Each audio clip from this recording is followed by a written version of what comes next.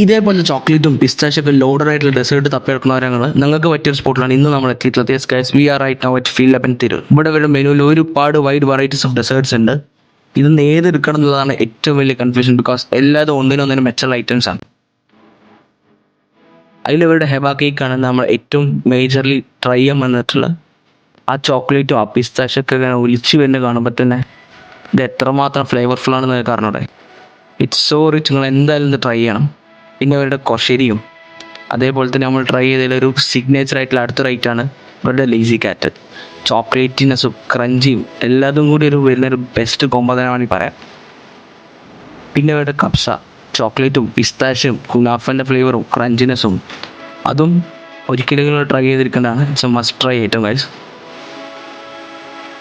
അപ്പം നിങ്ങൾ എന്നോട് ചോദിക്കും എനിക്ക് ഏറ്റവും ഇഷ്ടപ്പെട്ട ഏതാണ്? അപ്പോൾ ഞാൻ പറയും ഞാൻ ട്രൈ ചെയ്ത് എനിക്ക് ഏറ്റവും ഇഷ്ടപ്പെട്ടത് ഈ ക്രീംബിലെ ക്രീമും ഈ ഹെബ കേക്കുമാണ്. അപ്പോൾ നിങ്ങൾക്ക് ഏറ്റവും ഇഷ്ടപ്പെട്ട ഏതാണ്? നിങ്ങൾ ട്രൈ ചെയ്തിട്ട് താഴെ കമൻറ്റ് ചെയ്തായിരിക്കും. അപ്പോൾ ഓക്കെ, ബൈ ട്ടോ.